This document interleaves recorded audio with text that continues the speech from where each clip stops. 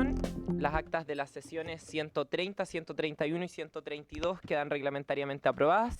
El acta de la sesión 133 se pone a disposición de las y los integrantes de la comisión.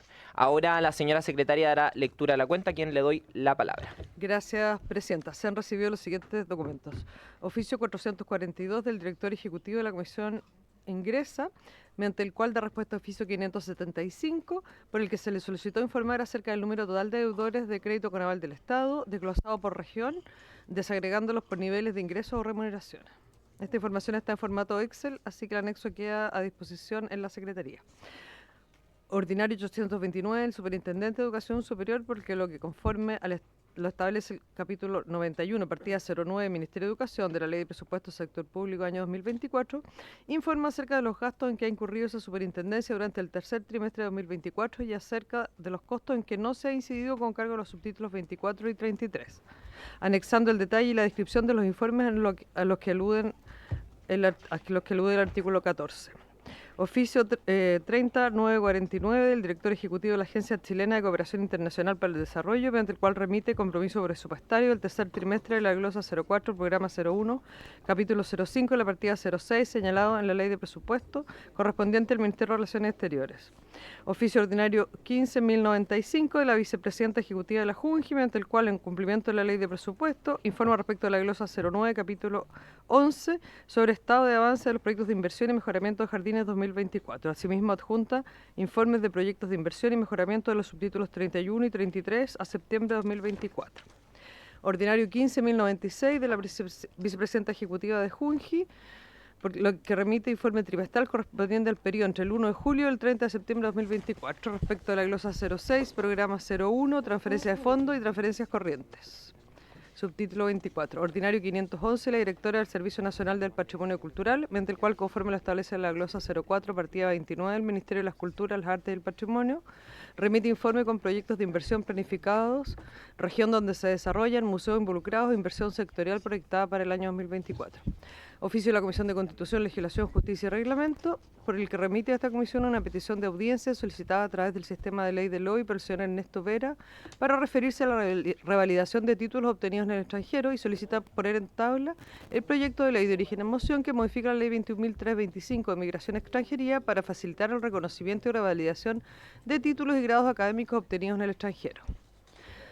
Oficio 213 del vicepresidente ejecutivo del CRUT, señor Emilio Rodríguez, mediante el cual, en el marco de la tramitación del presupuesto 2025, hace llegar las preocupaciones del Pleno del Consejo en documento que adjunta. Señala que el CRUT ha realizado un análisis exhaustivo de las partidas que afectan a las universidades y ha concluido que la distribución del gasto propuesta no se alinea con las prioridades estructurales necesarias en educación superior, ciencia, tecnología e innovación. Revela que sin un marco presupuestario adecuado se pone en riesgo la capacidad de continuar desempeñando el rol estratégico de las universidades del CRUT para el desarrollo del país, lo que indudablemente afectará el crecimiento económico y bienestar social de Chile en el plazo inmediato y para el futuro generará un daño estructural.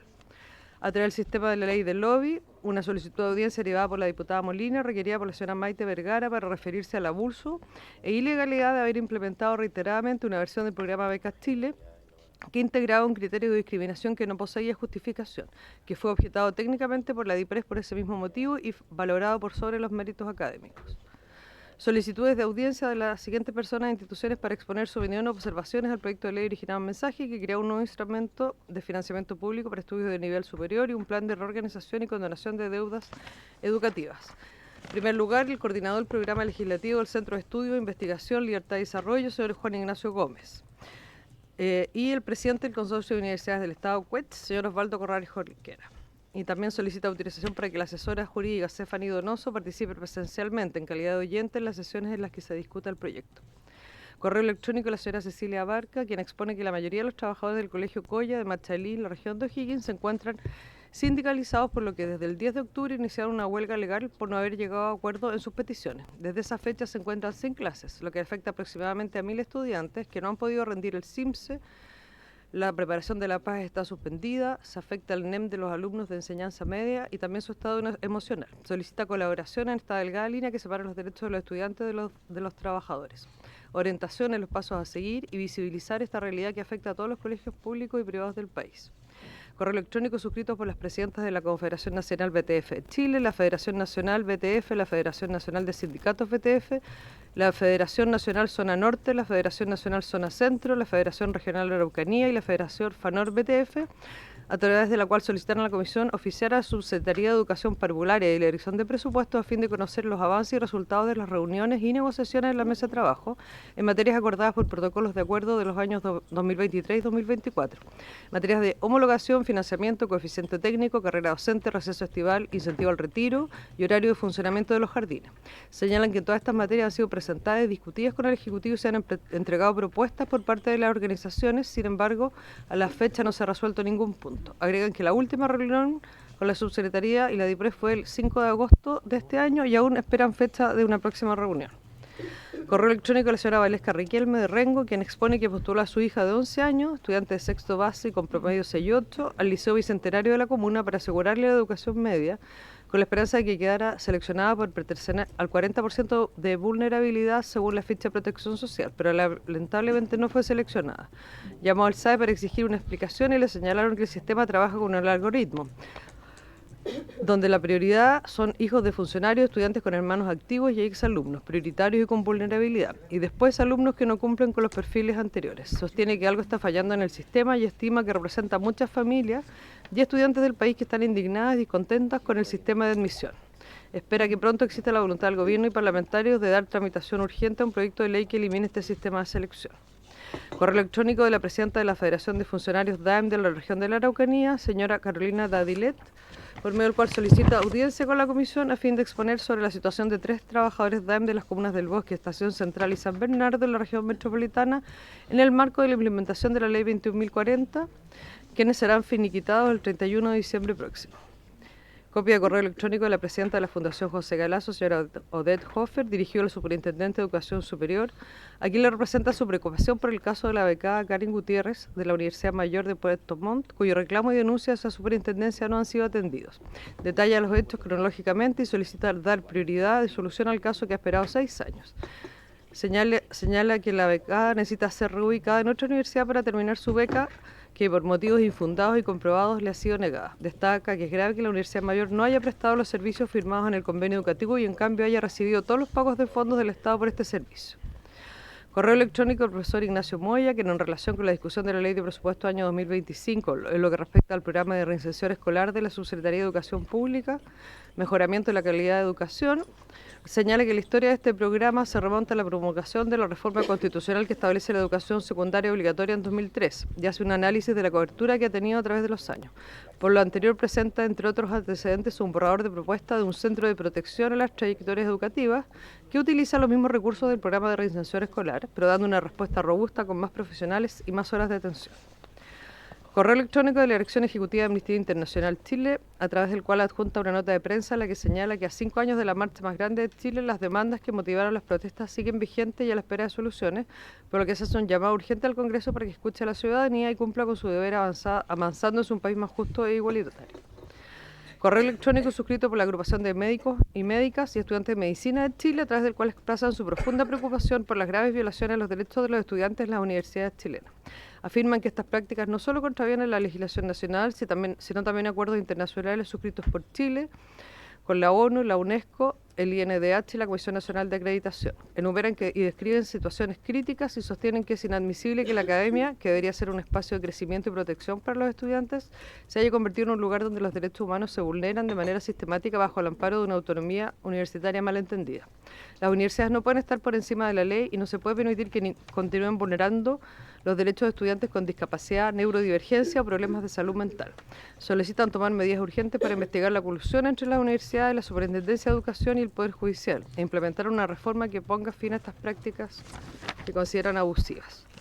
Finalmente, copia de correo electrónico dirigido a la Universidad Mayor y a la Superintendencia de Educación Superior por el señor Derek McPherson, estudiante de Derecho de esa universidad, que respecto de su impugnación del examen de grado rendido el día miércoles 25 de septiembre, adjunta el resultado de la reunión del día viernes 11 de octubre con el señor Alexis Ramírez. Es toda la cuenta, presidente. Muchas gracias, señora secretaria. Ofrezco la palabra sobre la cuenta a las y los parlamentarios. ¿No? Entonces pasamos a asuntos varios. Asuntos varios. ¿Alguien? Diputado Cornejo. Los anoto los demás.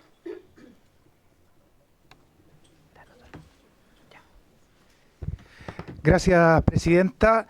Saludar a quienes nos acompañan hoy día de hoy, al subsecretario de Educación Superior, al equipo técnico. Y quisiera, por su intermedio, presidenta, solicitar pudiera recabar el acuerdo de esta comisión, el que pudiéramos tener una sesión especial con la finalidad de poder abordar los graves hechos de los cuales hemos tomado conocimiento a partir de lo que ha ocurrido en el INBA. Esa casa de estudio que por tantas y tantas generaciones ha tenido oportunidad de formar a jóvenes que también han destacado en distintos ámbitos del quehacer de nuestra sociedad y que indudablemente no nos podemos quedar exclusivamente con lo que ha señalado su rectora, con que este es un hecho aislado, quitándole todo tipo de connotación o gravedad.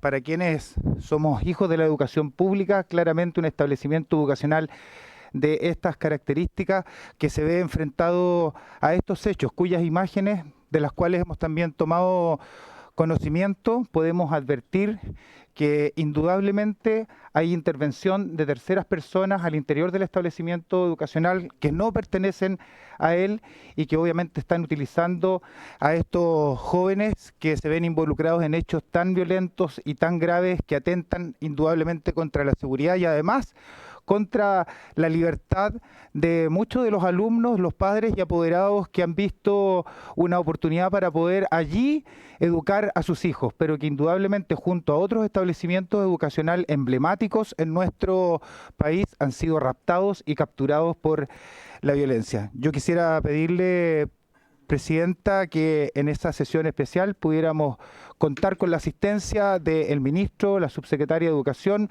además también invitar a la rectora para que ella también nos pueda dar algunos antecedentes y luces efectivamente de que este es un caso menor, aislado, donde resultan gravemente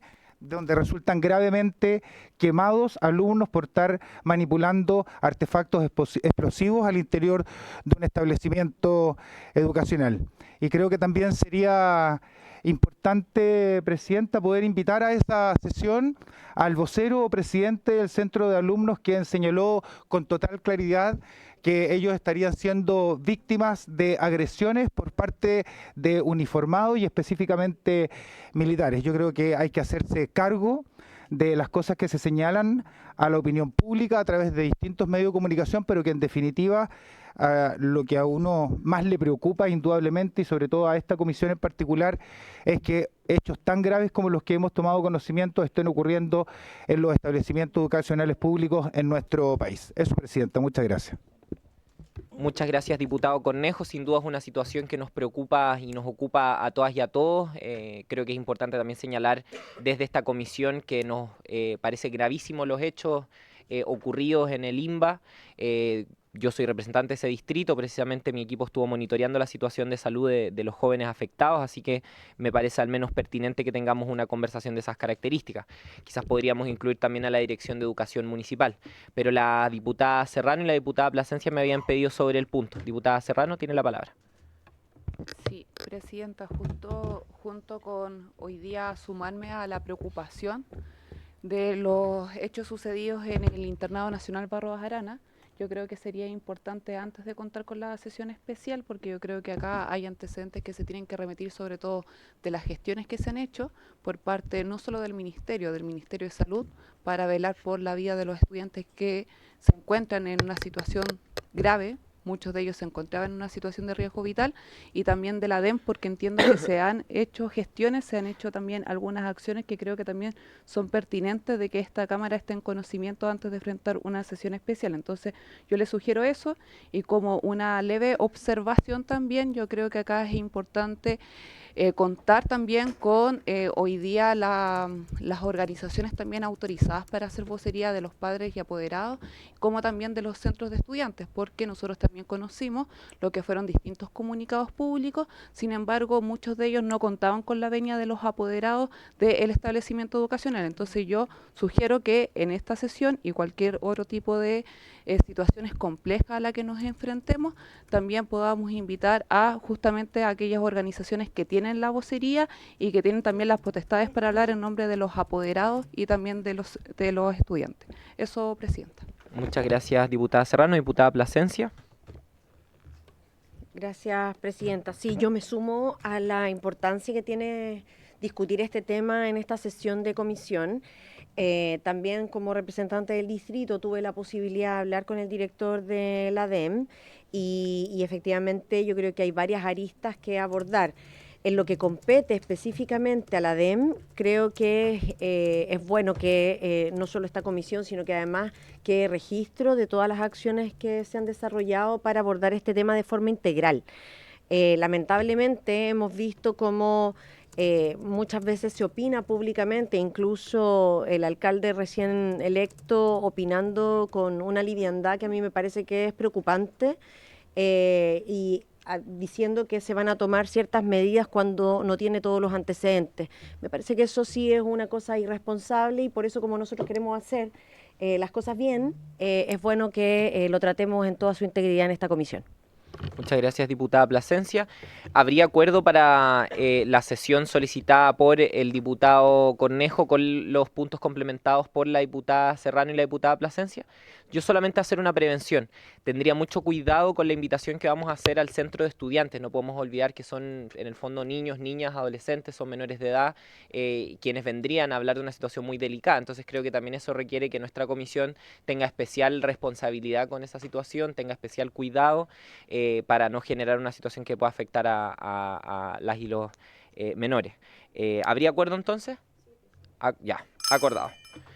Muchas gracias. El diputado Badilla tiene la palabra.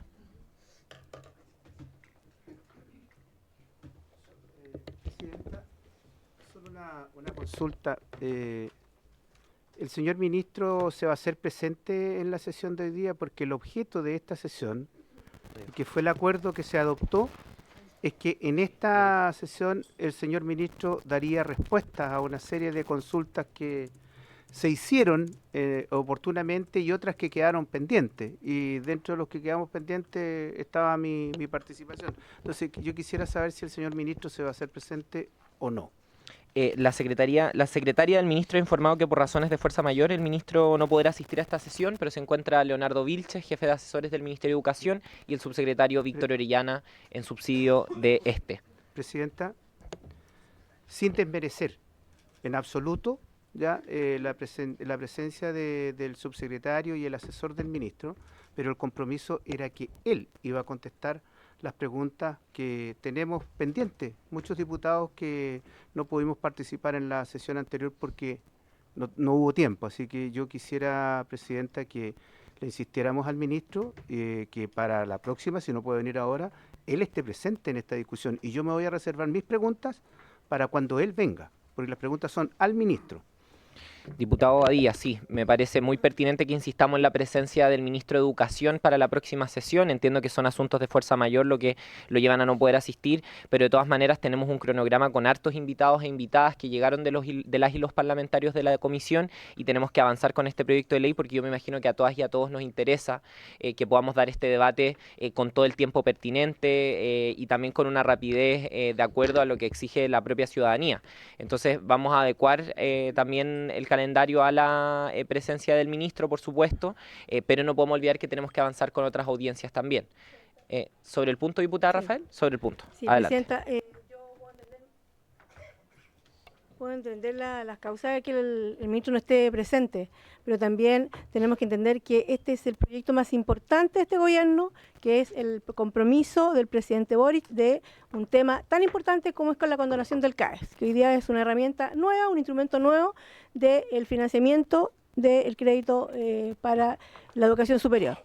El compromiso fue justamente, él expuso este proyecto nuevo, lo puso en la sesión anterior, y el compromiso era que él estuviera acá, justamente para dar respuesta al inicio de este debate y de esta conversación que teníamos para esta presentación del proyecto, en donde nosotros como diputados íbamos a entender este proyecto claramente.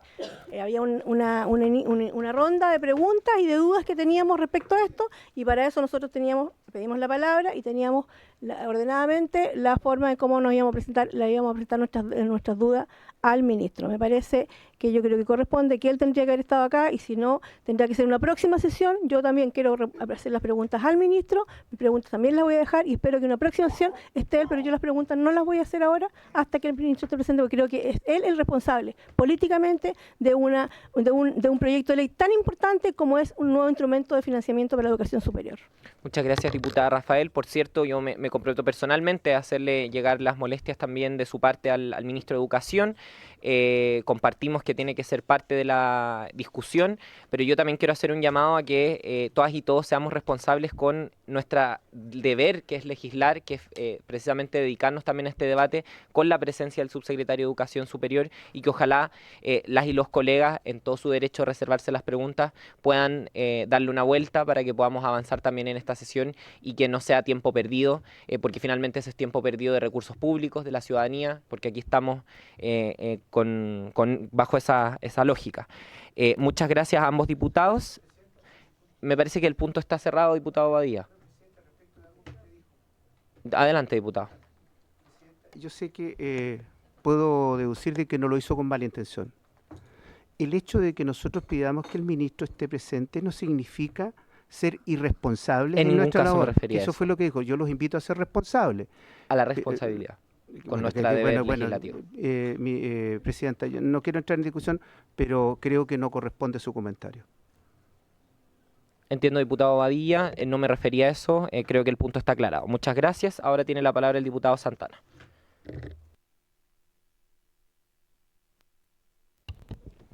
Gracias, presidenta. Bueno, de todos modos, para referirme brevemente a esto que se acaba de intercambiar, yo estoy de acuerdo con los parlamentarios por su intermedio de que es importante que esté presente el ministro, pero también es importante que los parlamentarios de esta comisión entiendan de que el proyecto que se va a tramitar no es un proyecto del ministro Cataldo, es un proyecto del gobierno, y probablemente el ministro pueda estar en algunas sesiones y en otras no, y eso, yo así interpreto las palabras de la presidenta, no significa que nosotros vayamos a obstaculizar la tramitación de esta iniciativa, digamos, que no va a durar una sesión ni dos sesiones, ni va a contar con la presencia del ministro de Educación en todas las oportunidades.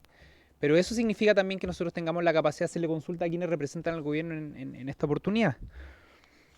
Yo espero que eso sea así para las próximas semanas, presidenta. ¿Sabe? Yo, bueno, saliendo un poco de este tema, la semana pasada fue semana distrital, había mucha tensión en el tema de elecciones del domingo pasado, pero se llevó adelante, señora presidenta, una movilización de los asistentes de la educación a nivel nacional, que fue una movilización a razón del no pago de la asignación de zona, que es una demanda que ellos plantean desde que se traspasaron de la administración municipal a los servicios locales de educación. Y digo esto porque son el único sector en Chile reconocidos como empleados públicos que no tienen acceso a esta asignación de zona. Y no es la primera discriminación que han vivido los asistentes de la educación desde el regreso a la democracia en adelante. El año 96 ellos lucharon para que en la ley 19.454 existiera una regulación de sus relaciones laborales y un aumento salarial. 12 años después de su presidenta, el 2008, con la ley 20.244, en donde se les denominó como asistentes de la educación y por fin el Estado chileno reconoció la labor que cumplían al interior de las comunidades educativas. Y a finales del segundo gobierno de la presidenta Bachelet se creó una de sus principales también reivindicaciones, que fue la creación del Estatuto de los Asistentes de la Educación, lo que los reconoció justamente como funcionarios públicos y le otorgó una serie de derechos laborales a quienes principalmente eran traspasados a esta nueva administración del Estado, que son los servicios locales de educación pública. Yo creo, dado que esto lo plantea explícitamente la ley y que incluso hay dictámenes de Contraloría, es bastante discriminatorio, vuelvo a repetir este concepto, que en este sector del mundo educativo, los asistentes de la educación, que son, dicho sea de paso, mayoritarios, aglutinan a aquellos trabajadores que, por ejemplo, cumplen labores de inspectores de patio, aquellos trabajadores y trabajadoras que cumplen labores de auxiliar al interior de un establecimiento educacional, y también a aquellos profesionales que son parte de las duplas psicosociales o de los programas de integración escolar, se les esté discriminando de esta forma, no reconociéndoles un derecho que por ley que por dictámenes de Contraloría, vuelvo a repetir, está otorgado al conjunto de funcionarios públicos de nuestro país, menos a los asistentes de la educación. Yo quiero hacer un llamado y quiero oficiar nuevamente al Ministerio de Educación, señora Presidenta, por esta situación, que es una demanda que durante años han levantado los asistentes de la educación en nuestro país, y a mí me parece que es lo más justo, existiendo un estatuto laboral de los asistentes de la educación, que se pueda cumplir por parte del Estado chileno. Muchas gracias, diputado Santana. ¿Habría acuerdo con la solicitud del diputado? Acordado, se despacha el oficio entonces. Finalmente, para cerrar los puntos varios, la diputada Arce tiene la palabra. Muchas gracias, Presidenta. Bueno, saludar a los invitados y también a los compañeros y a quienes nos ven también por medio de la sesión online. Presidenta, nos reunimos con AEFEM y ASAEF del SLEP Barrancas. Se nos dio a conocer unas irregularidades, disculpen, en la aplicación de un test de idoneidad psicológica al que están sujetos los asistentes de la educación. Mencionar algunas de las situaciones. Por ejemplo, no les dan a conocer los resultados luego de la aplicación. También la aplicación del test a trabajadores que ya cuentan con resultados positivos con anterioridad, y a otros trabajadores ni siquiera se les aplica este test. Entonces no se entiende el criterio. Esto con el SLEP Barrancas, pero en términos normativos y a nivel nacional la problemática es peor, ya que ni siquiera se establece cuál es el instrumento para aplicar este test, quedando a discreción solamente de cada sostenedor. En este sentido, solicito también, si lo estima bien, Presidenta, el acuerdo de la Comisión para oficiar al MinSal, al Mineduc y a la DEP para que se pronuncien y expliquen sobre todos los instrumentos en que se aplica el test de idoneidad psicológica, al igual que la forma de trabajo interseccional que llevan estos ministerios en torno a este test. Igualmente oficiar a la CGR para que se pronuncie sobre la legalidad de este test que se aplica hoy día en el SLEP Barrancas y no sabemos si en otra parte también del país. Esto último, ya que contamos con el antecedente que este test que se aplicaba en el SLEP de Atacama, por ejemplo, en algún momento fue declarado ilegal. Por otra parte, Presidenta, en los últimos 2 meses nosotros hemos ido acompañando a trabajadoras, funcionarios de jardines BTF de Puente Alto, porque en el mes de mayo del presente año, de forma unilateral, la Corporación Municipal redujo su jornada laboral a 43 horas semanales. Si bien lo dicho podría verse como un beneficio, ¿cierto?, a los funcionarios y funcionarias, porque es una aplicación adelantada a la ley de las 40 horas, lamentablemente ha significado lo contrario, ya que han sido afectadas en la asignación de homologación. Esto porque el decreto 230 del Ministerio de Educación, en su artículo 3º, establece un mínimo de 40 horas para acceder al monto máximo de esa asignación. Esta situación ya la hemos abordado con el subsecretario de Trabajo, don Giorgio Bocardo, quien a través de sus asesores nos han dado a conocer que ya han solicitado un pronunciamiento de la Dirección del Trabajo para saber cómo proceder, es decir, si hay o no una modificación a este decreto mencionado. Yo espero este pronunciamiento, ojalá que lo puedan entregar prontamente y esté disponible para resguardar uno de los principales principios de la ley de 40 horas, que era no afectar la remuneración de los trabajadores y trabajadoras, así como se tenga un efecto retroactivo, Presidenta, de las remuneraciones que ya no se han entregado, también para resguardar los ingresos de las funcionarias que han sido afectadas, como es el caso de Puente Alto, obviamente porque se cuenta con ello para poder mantener a sus familias. Y también que sean las mismas autoridades que se pronuncien respecto si esto se está repitiendo en otras partes del país, porque creo que ya habían tenido antecedentes que quizás Cerrillos o Cerro Navia, no estoy tan segura, este tema ya se habría dado. Por lo tanto, creo que es pertinente revisarlo porque estoy segura que se podría haber afectado en otras partes. Y como última cosa, Presidenta, también nos reunimos con dirigentes del Colegio de Profesores de lo que va a ser el SLEP de Chiloé, sus diversas comunas. Mantienen en este momento una angustia tremenda por la incertidumbre del traspaso o no al servicio local. Tengo entendido que existe una mesa de trabajo que recibe a estos dirigentes, donde se encuentra también la DEP, la Subsecretaría de Educación, la Seremía también. Sin embargo, no se entrega una información certera a los dirigentes. Se está llevando a cabo también un informe técnico con fecha 15 de noviembre para evaluar la procedencia del traspaso. Pero esta fecha limita con el cierre de los PADEM en muchas de las comunas, los cuales en el caso de Chiloé no tienen un presupuesto asignado. Por lo tanto, es súper grave la situación. La incertidumbre laboral, Presidenta, en la que se encuentran los trabajadores y las trabajadoras de la educación pública de Chiloé, la verdad es que ya no tiene precedentes porque sabemos también que ellos han pasado por un proceso muy complejo entre sus no pagos de asignaciones legales o de su remuneración completa del mes. Y que se defina como fecha a mediados de noviembre para definir un traspaso, la verdad es que va al desmedro de los docentes y los asistentes de la educación. Y también, ¿por qué no decirlo?, para los estudiantes de la propia zona. Por lo dicho, solicito entonces si se puede poner prontamente en tabla como punto de esta comisión la situación de Chiloé y que el Ministerio de Educación, por el ministro, también la Dirección de la Educación Pública, el Ministerio de Hacienda también y el del Trabajo nos expliquen cuáles fueron los motivos para que a esta altura del año se tenga eso en tela de juicio y presenten un plan de pago por lo demás de la deuda previsional que se sostiene con los trabajadores. Eso sería, Presidente. Gracias. Gracias, diputada Arce. Entonces, es un oficio dirigido a 4 instituciones, por lo que entendí: Ministerio de Educación, Ministerio de Hacienda, DEP y... No es un oficio, es una solicitud de que se pueda ver acá en la comisión, Presidente. Perfecto. Bueno, necesita acuerdo entonces. Sí, pero ¿Sí? estamos de acuerdo para estar en el listado de audiencia. Sí, o sea, es que se está viendo, pero no sabemos qué va a pasar en esto. Bien, ¿habría acuerdo con la solicitud de la diputada Arce? Bien. Porque antes había pedido una audiencia. Sí, pero de los otros, ya, está el tema de Les Barranca y... Aprobado por Jardín todos. BT. Bien. Diputado Bobadilla. Presidente, en otro tema, creo que es muy oportuno que como comisión tomemos el siguiente acuerdo y le solicito que recabe el acuerdo, valga la redundancia, respecto a la siguiente situación. Todos estamos conscientes y sabemos que se están implementando los SLEP a lo largo del país. Y creo que esta situación se está repitiendo en todos y cada uno de los que ya entraron en operación. ¿A qué me refiero? Respecto al tema del financiamiento.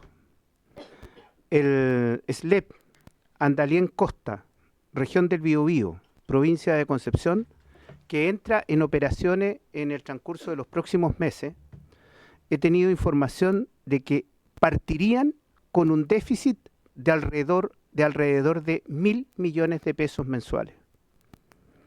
Que los recursos que le están destinando alcanzarían única y exclusivamente para pagar sueldos, faltando recursos para la operación. Por lo tanto, yo solicito, Presidente, que tomemos el acuerdo y que oficiemos al Ministerio de Educación, al señor ministro, y por cierto también al ministro de Hacienda para que se tenga en consideración esta situación en la discusión presupuestaria para el próximo año. Porque de lo contrario, vamos a seguir profundizando el problema que ya tienen los sistemas locales que están en operaciones. Como ejemplo, lo que ocurrió en Atacama. Yo creo que si podemos evitar esto, debemos hacer las acciones necesarias para que efectivamente esto no siga ocurriendo y profundizando los graves problemas que tenemos en los sistemas locales. Por lo tanto, yo le solicito que enviemos un oficio pidiendo que se reestudie el financiamiento de estos sistemas y particularmente el de Andalien Costa en la región del Biobío, provincia de Concepción. Gracias, diputado Bobadilla. ¿Habría acuerdo para el oficio solicitado por el diputado? ¿Sí? Bien. No tengo más palabras solicitadas, así que vamos a entrar a la orden del día. Aprovechamos de saludar al subsecretario Orellana y también al representante del Ministerio de Educación. Entrando en la orden del día, esta sesión ordinaria ha sido citada el día de hoy con objeto de continuar con la tramitación del proyecto de ley originado en mensaje que crea un nuevo instrumento de financiamiento público para estudios de nivel superior y un plan de reorganización y condonación de deudas educativas. Este es el boletín 17.169-04, que se encuentra en primer trámite constitucional con urgencia calificada de simple. En razón de lo anterior, se invitó al ministro de Educación, a don Nicolás Cataldo, al subsecretario de Educación Superior, don Víctor Orellana Calderón. Ya se dieron las excusas correspondientes. La secretaria del ministro ha informado que por razones de fuerza mayor, el ministro de Educación no podrá asistir a la cuenta. Acompañan al subsecretario de Educación Superior los asesores legislativos Irune Martínez Rebolledo y José Miguel Sangüesa de la Cruz. Le doy la palabra, subsecretario. Muchas gracias, presidente, y por su intermedio a los diputados, a las diputadas integrantes de la comisión. Nosotros expusimos como ministerio el proyecto que pone fin al CAE hace algún tiempo en esta comisión y recogimos varias inquietudes que tienen en general que ver con su funcionamiento, ¿no? Con, digámosle, dudas de naturaleza técnica. Hicimos un compilado de aquellas dudas y yo lo que me gustaría plantearle por su intermedio, presidente de la comisión, es poder narrar y responder a aquellas inquietudes. En caso de que sea necesario profundizar sobre aquellas, ningún problema, estamos acá disponibles para responder todas las dudas que se tengan, para que tengamos una base del debate, un entendimiento común de cómo funciona el sistema, ¿no? Parto por una consulta que realizó el diputado Barría respecto a el necesario problema de abordar la duración de las carreras y la entrega de los títulos, para el cual se requiere una serie de trámites, promoviendo, decía el diputado, un acortamiento de las carreras. Por eso proponía el diputado, se hacía la pregunta sobre por qué no, digamos, se contaba esto desde la titulación en lugar de la finalización del programa que se considera egreso.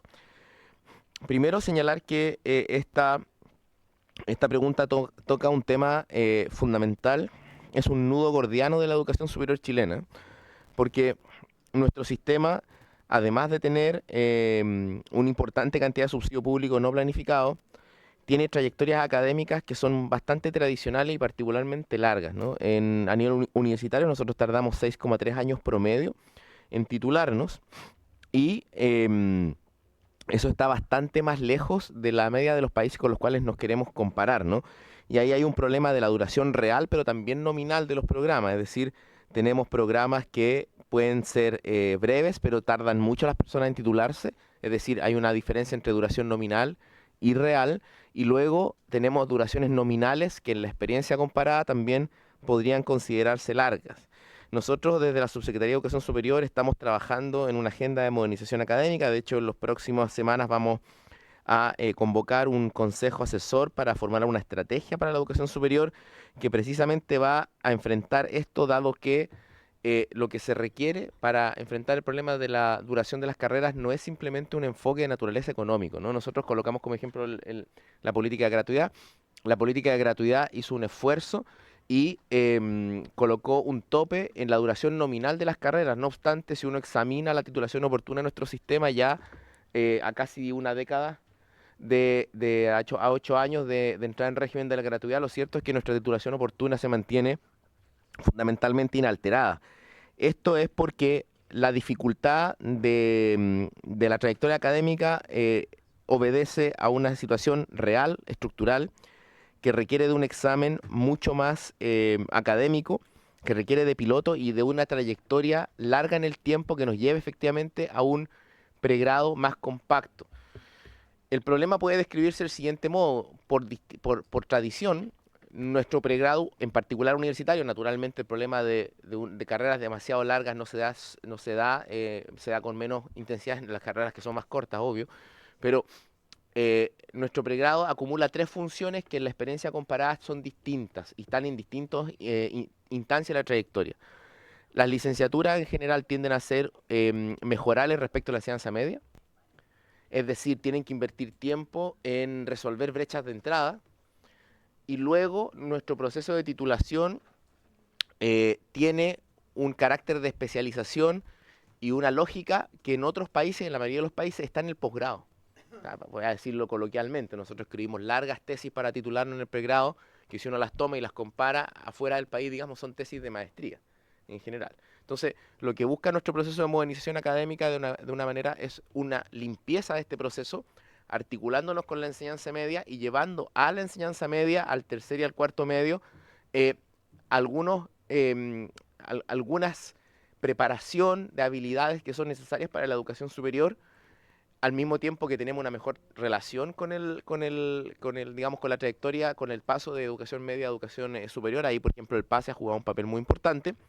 Y quisiéramos también repensar nuestro proceso de finalización para atender en el largo plazo a una articulación más clara con el posgrado, dado que nosotros tenemos todavía un desarrollo, juzgamos, insuficiente del magíster en virtud de la cantidad de estudiantes de pregrado que tenemos. Es decir, que tengamos un pregrado más compacto, donde las personas lleguen más preparadas, considerando que las personas van a entrar y salir del sistema educativo varias veces, y no como pasaba tradicionalmente, que uno estudiaba una carrera, terminaba y después no volvía a estudiar. Este proceso, que más que de acortamiento de carrera, es de flexibilización de la trayectoria, va a tener una hoja de ruta de naturaleza académica. Y hay que distinguir también en él que el proceso de titulación es distinto del egreso y la finalización de ramos, toda vez que en algunas áreas el título lo otorgan otras instituciones. Por ejemplo, en el caso de los abogados, que el título lo otorgan las Cortes, se trata conceptualmente de un proceso diferente. Ahora hay que recordar también que la reciente aprobación de la ley, del proyecto que promovió de una modificación a la ley 21.091, el boletín 15.83204-04, promovido por el diputado Maya, evita que se condicionen los títulos a deudas arancelarias, lo que pensamos que va a acelerar también los procesos de titulación. Es decir, pensamos abordar este proceso a través de una modificación académica y no necesariamente un estímulo económico, que con la gratuidad nos ha parecido que no, ya dio todo el fruto que podía dar. Dicho lo anterior, tener un pregrado más compacto y una estructura de título y grados más abierta, microcredenciales y todo, es un objetivo de naturaleza, es un objetivo país. Y de hecho estamos avanzando. Yo podría describir más elementos de este proceso de modernización académica. No quiero agotar el punto, digo que no es un tema que no hayamos pensado, al revés, es un tema que nos preocupa mucho, dado que al tener un sistema de financiamiento más eficiente y al tener una trayectoria más flexible, atacamos dos de los grandes nudos de ineficiencia sistémica que tenemos en la educación superior. Luego el diputado Barría preguntó si es importante tener presente a quienes sí pagan, porque hay personas que sí quieren pagar y en el fondo quieren pagar lo justo, ¿no? Nosotros, en nuestro proceso de plan de reorganización de deudas y condonación, de alguna manera reconocemos a quienes llevan más cuotas pagadas y han estado más tiempo pagando. Esto significa montos de condonación inicial mayor para esas personas, y además a quienes ya han finalizado su crédito, una idea que surgió en el trabajo prelegislativo a partir de las conversaciones que tuvimos con la oposición, para quienes ya han terminado de pagar el CAE, incumplieron con su obligación, establecemos una rebaja del impuesto global complementario o del impuesto de segunda categoría de 4 a 6 UF anuales, dependiendo si la persona tiene o no tiene título profesional, por 20 años. Es decir, es un beneficio que reconoce el esfuerzo de las personas, y por lo tanto nos parece decir que al mismo tiempo que nuestra política reconoce el problema estructural de retornos menores a lo esperado para buena parte de los profesionales, también reconoce a quienes han llevado adelante su deber y por lo tanto han tenido sus deudas al día. Las consultas del diputado Schubert, sobre los excedentes del Fondo Solidario. Al entrar en régimen de la política de gratuidad, el sistema de crédito al cual accedían los estudiantes de la institución perteneciente al Consejo de Rectores en ese entonces, se vio cada vez con menos población objetiva para la colocación de crédito. De alguna manera, por decirlo coloquialmente, la gratuidad se fue comiendo el Fondo Solidario, ¿no? Y al seguir contribuyendo las personas, se fueron acumulando excedentes, toda vez que las instituciones de educación superior solo pueden colocar Fondo Solidario, solo pueden gastar esos recursos en colocación de Fondo Solidario. Esos excedentes, más o menos hoy día, superan los 200.000 millones de pesos acumulados. Lo que desde algunas leyes de presupuesto en el pasado, lo que ha ocurrido es que se autoriza el uso parcial de estos excedentes en virtud de determinadas finalidades, como por ejemplo la inclusión, el bienestar, la salud mental y otros elementos se juzgan y se han juzgado en las leyes de presupuesto positivos para los intereses públicos. Nuestro proyecto entrega la posibilidad, en la medida que adquiriban al nuevo sistema de financiamiento, a las instituciones que tienen fondos solidarios, de un uso general y permanente de estos fondos para objetivos de modernización, no de gasto corriente. O sea, no quisiéramos que estos fondos se destinaran en el gasto corriente habitual, sino que se destinaran a procesos de modernización académica y de gestión y a procesos de innovación, creación científica, digamos, como una especie de inversión en capital en lo que las instituciones se propongan en virtud de estos preceptos, ¿no? Ese es el tema del excedente del Fondo Solidario, que de hecho ayer estuvimos en la subcomisión de presupuesto, donde el Consejo Rector hizo un planteamiento de aumentar, por ejemplo, el uso que se destinaría en 2025 del Fondo Solidario para determinados fines, ¿no? Consulta luego sobre la renta imponible, sobre la cual se calculan los tramos de contribución y la cuota. Se trata de una renta imponible específica que beneficia a trabajadoras y trabajadores dependientes, haciéndola similar a la base del impuesto rural complementario, descontando del sueldo bruto las cotizaciones de salud y pensiones, ¿no? Y un proceso análogo para quienes son independientes, de tal modo de que comience a calcularse la retribución una vez se han hecho los descuentos de salud y de pensiones, ¿no? Esto no es exactamente el salario líquido o el ingreso líquido, pero es una aproximación a eso, toda vez que ya se calcula la retribución una vez se han realizado estos descuentos. O sea, por ejemplo, una persona que gana ligeramente más del mínimo y que por salud y pensiones queda debajo del mínimo, de todas maneras estaría en el tramo exento, ¿no? Luego consulta qué ocurre si una persona que estuvo en el tramo exento luego comienza a tener muchos ingresos y nunca contribuye por los años en los que se encuentra exento. Precisamente los años en que se encuentra exento se consideran dentro del periodo de retribución, por lo tanto esa obligación se condona o se considera exenta. No se trata de una suspensión que luego se acumula a un saldo final, sino que esto es importante porque esta es la planificación que hacen las personas de sus trayectorias o de sus vidas, que una vez se comienza a retribuir se sabe exactamente el día que se deja de retribuir. ¿Cómo se calculan los tramos progresivos, no? Todos aquellos ingresos inferiores, bajo la lógica que ya señalé, iguales a las 7,5 UTA, aproximadamente 500.000 pesos mensuales, se encuentran exentos de retribución. Sobre los ingresos que superen las 7,5 UTA y sean inferiores o iguales a 11,2, se contribuye un 13%, pero sobre ese monto. Y luego, sobre todos aquellos ingresos que sean superiores a las 11,2 UTA, se contribuye o retribuye un 15%. Y eso se va sumando. Voy a poner dos ejemplos.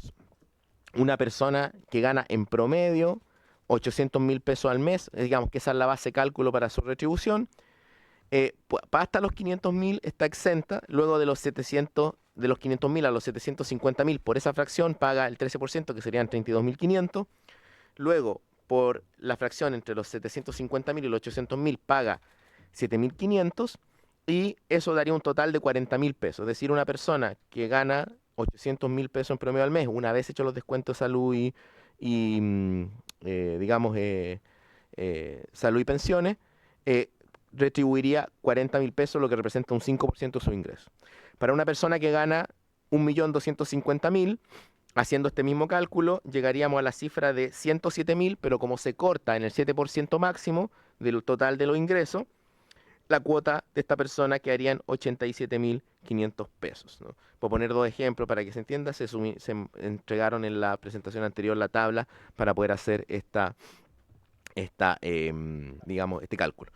Luego, sobre el periodo de gracia, creo que eso ya lo respondí, sobre el periodo de egreso, considerando que la titulación es un proceso académico distinto y en la medida que haya demora, esto perjudicaría a las personas toda vez que tendrían que ejecutar el FES mediante estén en ese proceso de demora. Para quienes no logren culminar su estudio, vamos a considerarlos como una persona sin estudios completos una vez que han dejado de cursar su estudio durante 12 meses consecutivos, y luego la subsecretaría debe informar impuesto interno de estas consideraciones para que se contabilice el periodo de gracia 12 meses después de que han transcurrido esos otros 12 meses. Luego, en el caso del N+1, el año adicional, ¿por qué las instituciones se hacen cargo del 50% del arancel? Digamos, ¿por qué no se suministra directamente desde el fisco? Primero, recordar que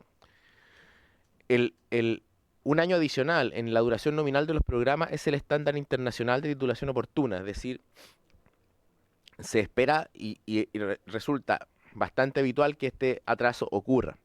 Hoy las personas que están en gratuidad no tienen un respaldo financiero, no tienen un financiamiento para este año adicional con este nuevo instrumento de financiamiento. Las personas que están en la política de gratuidad tienen este año adicional por FES y luego retribuyen exclusivamente por ese año que usaron FES. Para el estudiante que no está en la política de gratuidad, el FES aporta el 50% al arancel en el primer año de retraso y la institución se absorbe el otro 50%, como también, dado que no queremos, si bien entendemos que la titulación oportuna, y por eso ponemos exigencia de que hayan políticas de titulación oportuna en las instituciones, no puede conseguirse exclusivamente ni centralmente a través de estímulos económicos, tampoco queremos que la disponibilidad del N+1 se transforme en un estímulo a la demora. Y por ende, creemos que esta es una forma ecuánime o, digamos, justa o equilibrada de llevar adelante esta política, digamos. Respondo del mismo modo en virtud de si no sería contraproducente poner un N+1 cuando uno quiere tener trayectorias más compactas. Son dos discusiones distintas. Hemos investigado nosotros experiencia comparada, cómo pasó en el proceso de Bolonia, cómo se ha tratado de hacer en distintos países. Y son procesos que tienen que hacerse con pilotos, con controles, ver cómo resultan, digamos, qué aspectos de la malla pueden ser mejor organizados, etc. Respecto de la parte de la cartera en poder del fisco, está en trámite de cobro. ¿Cómo se incentivará el pago? Nosotros, en primer lugar, proponemos una suerte de prepago, ¿no? Proponemos a las personas una condonación del 75% del saldo una vez aplicada la condonación inicial, que si las personas concurren con ese pago, se le condona el 25% restante de la deuda, precisamente para incentivar el aporte. Luego, quienes están con mora con el fisco y que deciden no ingresar voluntariamente al plan de condonación y reorganización, el proyecto de ley establece su ingreso automático respecto al monto cuyo acreedor es el fisco. En este caso se le aplicará el mismo mecanismo de cobro vía operación renta y se aplicarán los mismos tramos del plan de determinación de su nueva cuota con el fisco. Ahora, si la persona quiere salir del plan, puede hacerlo, pero debe suscribir un convenio de pago con la Tesorería General de la República para reordenar o saldar su deuda. La Tesorería tiene la atribución de establecer convenios de pago con las personas y ahí nosotros entendemos que tiene que haber un proceso de conversación bajo el entendido de que no ha sido la judicialización la medida más exitosa para obtener recaudación, dado que los costos que tiene asociados. No obstante, la tesorería ahí tiene que llegar a establecer un convenio con las personas. Nuestra idea es que haya recaudación, pero que sea sobre montos justos y sobre una política pública basada en principios de justicia, ¿no? ¿Cómo se adquiere la cartera de los bancos? El proyecto establece la facultad para que el fisco negocie anualmente con las instituciones acreedoras una parte o la totalidad de los créditos, en cuyo caso la figura en la cesión de derechos. Si aquello no se pudiera lograr por la falta de acuerdo, el fisco pagará las cuotas de las y los deudores de manera anualizada, es decir, las 12 cuotas siguientes, subrogándose los derechos del acreedor respecto a esas cuotas bajo el mecanismo de la subrogación de pago, ¿no? Esto le permitirá luego poder entenderse directamente con la persona respecto de ese año, con la aplicación de los tramos del plan y la condonación respectiva, sea la diferencia entre la cuota original y los tramos de retribución después de la condonación inicial. ¿Qué porcentaje hoy día está en no pago y qué porcentaje estaba en no pago al año 21? Al término del año 23, se encontraba en mora el 60,2% de las personas deudoras del CAE, mientras que a diciembre de 2021 este porcentaje era del 48,5%. Ahora bien, la morosidad ha venido creciendo en forma sostenida durante la última década, desde su mínimo histórico, que es el 34,9% a diciembre del año 2015, y de hecho el gobierno del presidente Boric ya recibe el país con más de un 40% de morosidad, dado que esta morosidad crece estructuralmente, ¿no? Y hay que señalar también de que después de la pandemia se han aumentado las moratorias en general de los créditos. Esto ha sido discutido en los medios, ha habido discusión académica sobre este punto, por lo tanto es un problema global que precisamente esperamos enfrentar a través de esta reorganización de las deudas. Yo quizás, porque tengo más cosas que comentar, pero quizás me quedo hasta ahí. Hemos tratado de sintetizar las preguntas que se hicieron en la sesión anterior y por supuesto estamos disponibles a mayor precisión en caso de que la comisión, por su intermedio, presidenta, así lo requiera. Muchas gracias, subsecretario. Diputado Cornejo, lo vamos a anotar, pero me parece que ya está anotado porque tenemos las palabras de la sesión pasada. Entonces, de hecho, efectivamente está anotado, así que vamos a proceder con las palabras que estaban pedidas desde la sesión pasada. Diputado Bobadilla tiene la palabra. Presidenta, ya lo dije al inicio, yo me voy a reservar mis preguntas para cuando tenga la gentileza del señor ministro de hacerse presente en la comisión. Muchas gracias, diputado Badilla. Diputada Rafael, lo mismo. Diputada Plasencia tiene la palabra. Así que después vengo yo y también tengo que ordenarme. ¿Quién está listo? Diputada Serrano. Después. Sí, también está el diputado Rey. Diputado Rey. Ya, diputado Rey tiene la palabra. Y después retomamos el orden. Después retomamos el orden. Perfecto. Gracias, presidenta. Buenas tardes, subsecretario, colegas. A ver, antes de entrar, y disculpe, presidenta, a las preguntas que tengo preparadas, sí abordar algo que señaló el subsecretario que no lo puedo dejar pasar. O sea, el orden del retraso de pago entre lo que es el año 2021, 2022 y 2023 es enorme. O sea, aumentó en forma considerable las universidades y los centros de formación técnica. Y por el contrario de lo que señala el subsecretario, nosotros tenemos la información de que la gente que hizo los retiros de los 10%, gran parte de esos recursos fueron a pago de deuda y que se notó una disminución. Por tanto, decir que todas las deudas aumentaron y por tanto es normal que el CAE aumente, yo creo que no es así. Y por lo menos la evidencia que tenemos un poco lo demuestra.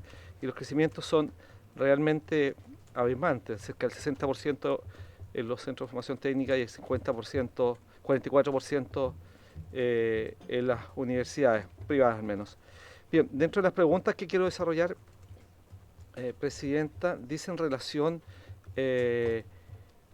con si tienen los montos dentro de lo que es hoy día el copago, que se endeudan los estudiantes para pagar obviamente esa diferencia de arancel, a lo que va a ser hoy día y que eso deja de pagar el estudiante y que lo van a tener que asumir la universidad o lo asume el Estado. No sé, esa es una pregunta que tengo. ¿Y cuánto eso va a afectar a las universidades que hoy día están en una frágil situación económica? O sea, tenemos la Universidad de la Frontera, tenemos la Universidad Austral, tenemos otras universidades que están en una situación bastante compleja y que una parte importante de su ingreso viene justamente por el copago. ¿Qué va a pasar ahí? ¿Van a quebrar? Y si van a quebrar, esto no importa. Entonces, yo quiero saber cuáles van a ser las medidas que se van a tomar respecto de esto, si es que esa diferencia fuera abismante. Pues ya las universidades señalaron, y no solamente las privadas, sino también las Universidad de Chile y otras universidades, en general todas las universidades, esta duda respecto de estos montos y que eso hacía correr el riesgo del sistema. Entonces me gustaría saber qué es lo que va a hacer el gobierno respecto de esa materia.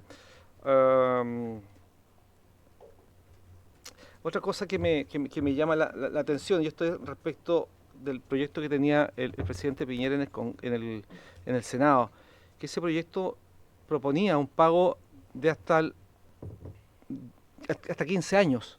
Hoy día, por lo que estamos viendo, es hasta 20 años, por lo tanto, la gente debería pagar más, porque a la comparación que hacen siempre respecto al CAE actual, pero no lo hacen respecto del CAE, del proyecto que está hoy día en el Senado, que obviamente plantea mejoras considerables respecto de lo que hoy día existe, e incluso, aparentemente, hoy día estamos viendo respecto de lo que está proponiendo el mismo gobierno. La cantidad de porcentaje de deuda, incluso se estipuló entre el 5 y el 10%. De pago respecto de los ingresos de las personas y por lo tanto estamos hablando en promedio del mismo porcentaje que existe hoy día. Hay una situación que me preocupa, que este proyecto no estaría abordando mejoras respecto del proyecto que está hoy día en el Senado.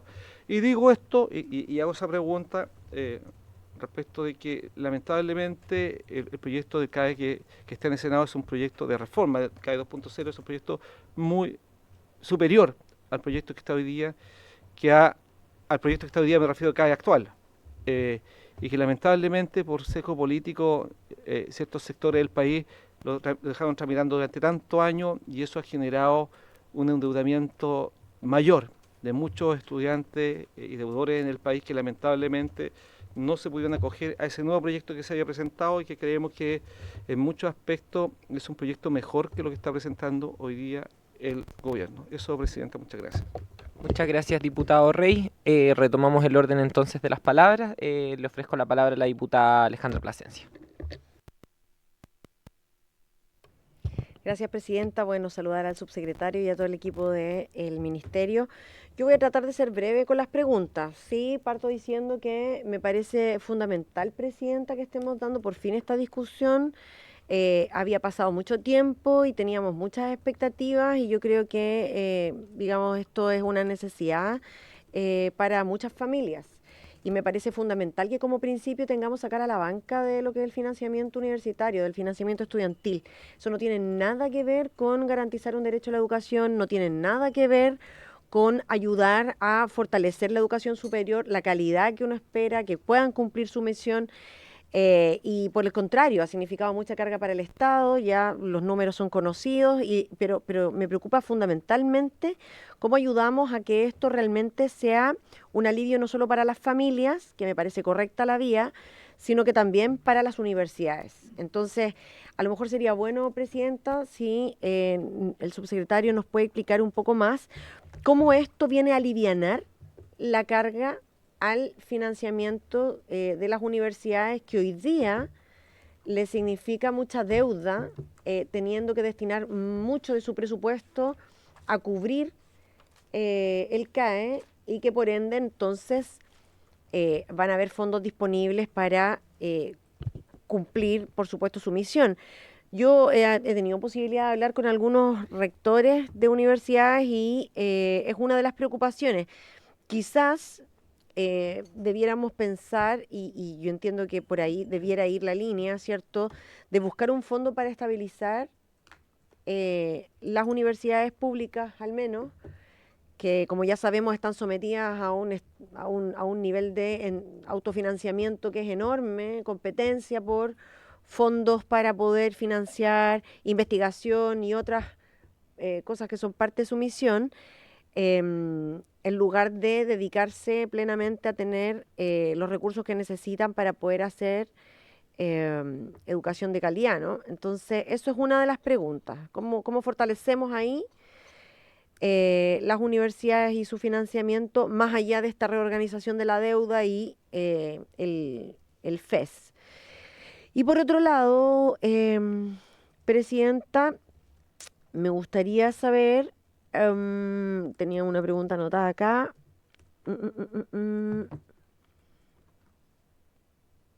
No, eso es básicamente. Si me acuerdo de algo más, le solicito la palabra. Gracias. Muchas gracias, diputada Plasencia. Tengo la palabra yo. Bueno, agradecer la exposición del subsecretario del Ministerio de Educación.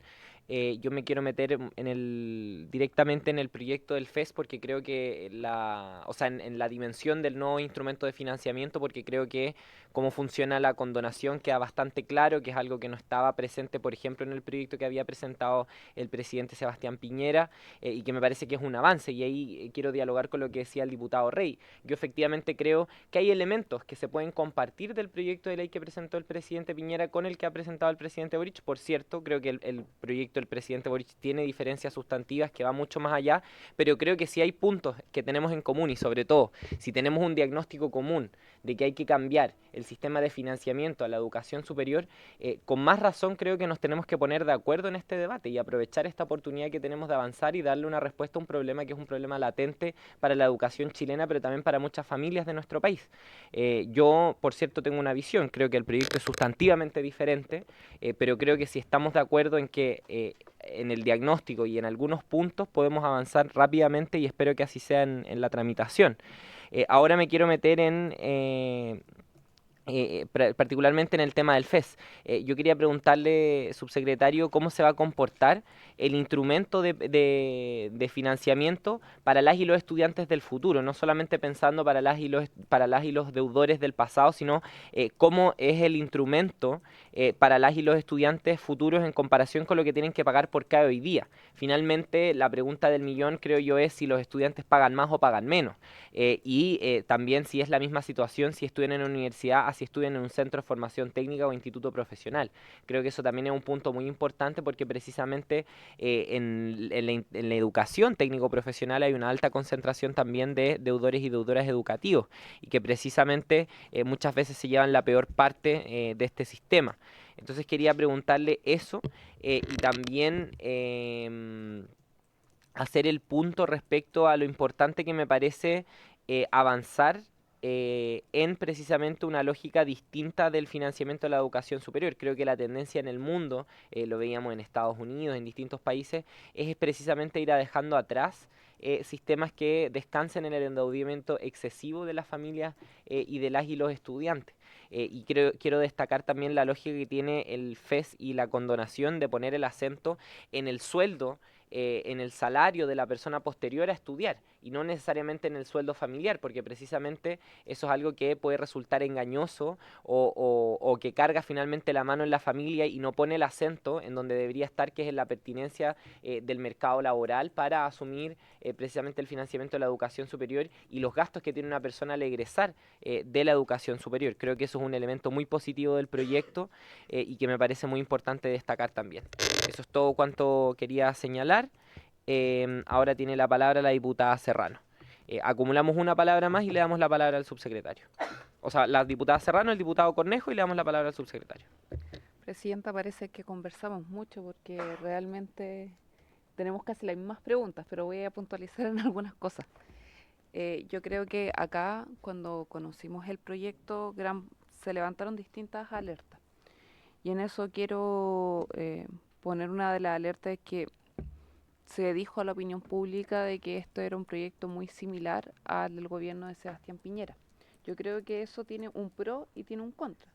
El pro es que se reconoce que es una responsabilidad de Estado y que por tanto también es el mismo Congreso Nacional quien tiene que ir recogiendo los aportes que puedan hacer los distintos parlamentarios y en eso vamos a ir trabajando.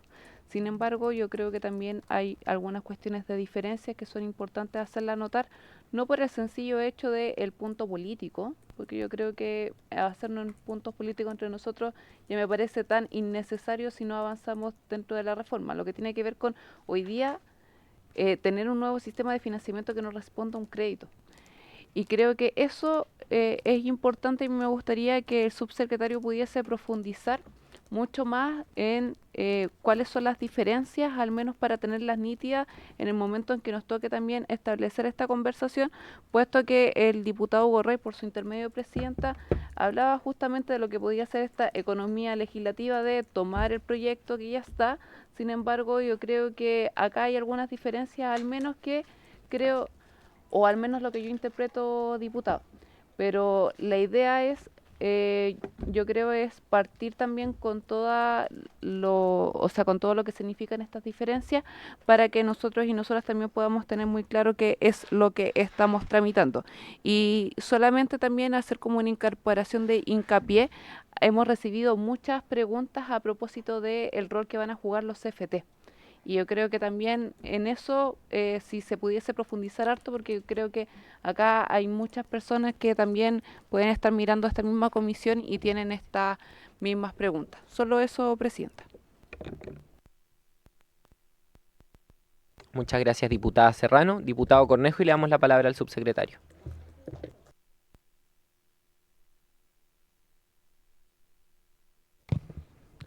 Gracias, presidenta. Yo quiero plantearle al Ejecutivo una consulta que tiene que ver con un ejercicio práctico. Respecto de la propuesta del gobierno en este proyecto de ley, en el cambio del sistema de financiamiento de la educación superior, de cómo en definitiva se van a disponer de recursos que tienen por objetivo precisamente financiar el proceso, ¿cierto?, de formación durante la carrera de los alumnos, sean estas profesionales o técnicas. Creo que sería importante el poder hacer un comparativo para efectos de entender a lo que en el futuro vamos a estar enfrentados. Y yo creo que este comparativo debería estar dado en cuánto le cuesta al alumno de una carrera profesional o técnica el día de hoy a través del CAE y cuánto es, en definitiva, esa misma proyección le va a costar a un alumno de una carrera profesional o técnica con este nuevo sistema de financiamiento de la educación superior. Y si fuera posible que ese ejercicio lo pudiera, ¿cierto?, traer por una parte el Ejecutivo y quizás también, Presidenta, si se lo pudiéramos pedir a la Biblioteca del Congreso Nacional, que en virtud de la propuesta del Gobierno, además con lo que hoy día conocemos de cómo funciona y está estructurado el CAE, también ellos pudieran hacer a lo mejor ese ejercicio y traernos esa propuesta. Y a lo mejor si también alguna casa de estudio, que hoy día también ellos están particularmente interesados y preocupados con respecto a lo que va a significar el impacto para las universidades en términos de financiamiento con esta propuesta del Ejecutivo, quizás si pudiéramos tener estos 3 comparativos sería interesante como un ejercicio muy práctico para así entender en definitiva cuánto van a ser los costos de por medio que van a asumir, cómo se van a pagar las carreras, cuál sistema es el que en definitiva presenta con mucha claridad mayores ventajas, porque en definitiva ese es el tema en cuestión que vamos a tener aquí en discusión en la comisión. Eso, Presidenta, muchas gracias. Muchas gracias, diputado Cornejo. ¿Habría acuerdo para hacer la solicitud a la Biblioteca del Congreso Nacional? Acordado entonces. Aquí don Luis siempre nos acompaña, así que contamos con su apoyo para esta comisión. Ahora le damos la palabra al subsecretario para poder responder las consultas. Ya. Muchas gracias, Presidenta. Voy a partir por la consulta que hace el diputado Rey, o digamos tomar en conjunto aquellas dudas que tienen que ver con la similitud y diferencia entre la propuesta del gobierno y el proyecto que presentó el expresidente Piñera. Como nosotros hemos declarado en otras oportunidades, siempre cuando se establecen similitudes entre proyectos que presentan lo que en el papel son adversarios desde el punto de vista político, nosotros consideramos que ello tiende puentes, y tender puentes es necesario para llegar a acuerdo, que es lo que esperamos. Nosotros al presentar esta propuesta somos conscientes que presentamos una propuesta abierta al debate y abierta a representar un interés de naturaleza nacional, es decir, que genere una política de Estado y no se reduzca a hacer la reivindicación de un determinado sector particular del espectro político, ¿no? Y en buena fe planteamos que esos puentes son positivos para la discusión, es decir, querer terminar con la presencia de la banca, por ejemplo, que era un elemento que estaba presente en el proyecto del expresidente Piñera. Donde nos parece que están las diferencias relevantes, no para decir que habrá que discutir cuál era mejor y peor, eso por supuesto nosotros creemos que nuestro proyecto es un buen proyecto, pero sí nos parece relevante que no tenía una política de condonación y reorganización de la deuda como la que nosotros hemos presentado, puesto en términos económicos, enfrentaba fundamentalmente el flujo y no el stock de la deuda, y uno de los fundamentos de nuestra propuesta es que debe darse una solución sistémica a ambos problemas. Luego, el tramo de pago superior era del 10% y no del 8% como ocurre con nuestro, y aparte el 8% es solo para pocos casos, es decir, para las personas que ganan más de 3 millones de pesos, para la gran mayoría es el 7%, y 7% es bastante menos que 10%. Luego era un proyecto que excluía al décimo decil de más alto ingreso, es decir, que no estaba provisionado, no estaba disponible para las personas del décimo decil que no son ricos. O sea, cuando parte el décimo decil, no son personas que uno podría decir que son ricos, son gente de clase media, que claro, en nuestro proyecto hay una excepción, las instituciones allí pueden hacer un cobro adicional, lo que es llamado copago, pero no obstante esas personas pueden adscribir al instrumento, dado que nuestro instrumento tiene cobertura universal, es decir, está disponible para todo quien lo requiera. Y por ende nos parece que para el punto de vista de las personas era una solución más adecuada. Y voy a adelantar también, pero esto tiene que ver con lo que voy a hablar de las instituciones, también lo era para las instituciones. Ahora, esto significa que decimos que no hay ninguna idea del proyecto que planteó el expresidente Piñera que sea valiosa. Muy por el contrario, estamos señalando que hay elementos, que hay puentes, y el Parlamento es el espacio precisamente para dar los debates en ese sentido. Nos gustaría a nosotros decir que salimos del CAE con una política de Estado que expresó un consenso de distintas fuerzas que en distintos momentos fueron planteando proyectos, y que de todos ellos hay un aprendizaje que nos permite salir adelante como país, ¿no? Voy a pasar a las preguntas de la diputada Plascencia relativas y aquellas, no solo que por su intermedio, presidenta, que planteó la diputada Plascencia, aquellas que remiten, llamémosle, al futuro de las instituciones y del financiamiento de las instituciones. Y acá quisiera hacer una breve contextualización.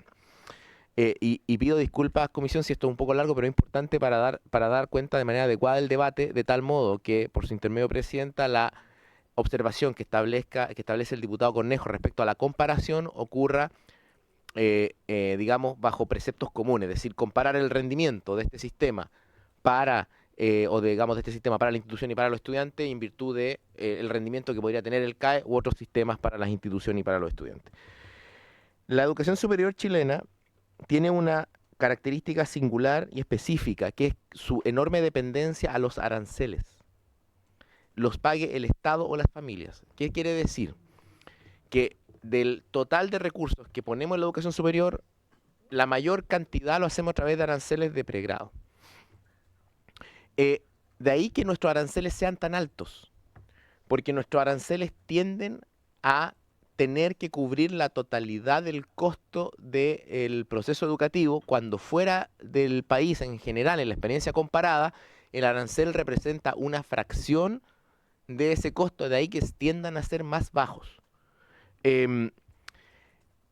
Ello por el tipo de financiamiento que hubo, el tipo de instrumento de política pública, y luego señalar que bajo ese esquema, del año 2010 a la fecha, la educación superior aumentó dramáticamente en cantidad de estudiantes, pero al mismo tiempo aumentó dramáticamente el precio del arancel. Del año 2010 al 2024 los aranceles subieron un 44% por sobre la inflación. Es decir, se trata de un ingreso que tiene una pendiente al alza, al mismo tiempo que tiene una pendiente al alza la expansión. La conjunción de esas dos tendencias estructurales tocó techo hace algunos años y no se van a reproducir. Hoy día la Superintendencia de Educación Superior hizo un webinar a propósito de un estudio que es muy interesante, y yo sugeriría a la comisión, por su intermedio, presidenta, que no tienen que ver con este proyecto en particular, pero que invitase a la superintendencia a presentar este estudio, dado que la superintendencia le consulta a los tomadores de decisiones por el futuro de la educación superior. Y lo hace antes de que nosotros presentáramos este proyecto, es decir, el levantamiento de este estudio es anterior a que el gobierno presentara el FES. Y resulta que la mayoría de los tomadores de decisiones de la educación superior, sean dueños, sean rectores o vicerrectores económicos o académicos, considera que la matrícula no se va a seguir expandiendo y considera que los aranceles ya no pueden seguir subiendo. Es decir, la fuente de financiamiento fundamental de la educación superior chilena, que son los aranceles, toca un límite estructural en su expansión. Al mismo tiempo que los costos del sistema crecen por calidad y por distinta, digamos, complejización del propio proceso educativo. Llamémosle un cuerpo normativo mucho más exigente, la ley TEA, el aseguramiento de calidad, etc. ¿no? Lo que nosotros queremos plantear como discusión y lo que trata de hacer el FES es, a través de un proceso de modernización, reorganizar el monto que trasladamos como arancel, de tal modo que efectivamente, a través de un proceso de regulación, cubra los costos necesarios y razonables de la formación, heterogeneizando las fuentes de financiamiento de la educación superior, de tal modo que no responsabilicemos al arancel del crecimiento futuro del sistema, dado que esa vía no resulta estructuralmente viable. Nuestra presión fiscal en educación superior ya es superior a la media de países de la OECD, es decir, estamos a tope en presión fiscal y nuestros aranceles ya son de los más caros del mundo y no van a subir otro 44% sobre la inflación en la próxima década. No tiene que ver con la decisión de establecer ese precio. Si usted puede poner ese precio, lo que pasa es que la gente pues no lo paga. Y es lo que nos comentan mucho las instituciones. Tú puedes tener un arancel nominal alto, pero luego cuando vas a buscar te encuentras con incobrables, te encuentran con morosidad y no puedes afincarte esos recursos. Por lo tanto, incluso aunque de manera consensuada discutamos acá un copago, que está por supuesto en total atribución del Parlamento, y ahí nosotros tenemos disposición a escuchar argumentos de las instituciones, no está en el copago el futuro de la educación superior, lo pague la familia o lo pague el Estado. Y por lo tanto, esto necesariamente abre un debate respecto del futuro de la educación superior, que para nosotros pasa más bien por un proceso de modernización, es decir, de reorganización de lo que aportamos. De ahí a que nuestro proyecto supone un ahorro, y esto lo van a discutir con mayor profundidad cuando venga el Ministerio de Hacienda, pero proyecta un ahorro respecto a la hipótesis alternativa de seguir con los instrumentos que estamos, de 3.500 millones de dólares en una década. Si a eso sumamos eventualmente cambio en las trayectorias académicas, que podemos tener un programa más compacto, ahí podemos sentarnos a conversar un futuro mayor, más complejo para la educación superior. Pero seguir financiando a través del pregrado carreras que duran 6,3 años promedio, con aranceles que han subido un 44% por sobre la inflación, no nos parece una discusión conducente. ¿Los pague la familia o lo pague el Estado? Y luego hay una serie, digo, voy a poner esto entre paréntesis en términos del ámbito del tema estructural, dado que el Ministerio de Ciencias, por ejemplo, está planteando una iniciativa que es el Fondo de Investigación para las Universidades, con una inversión proyectada creciente por parte del sector público, que pueda hacerse cargo, nos parece a nosotros, es uno de los instrumentos que puede responder a esta necesidad.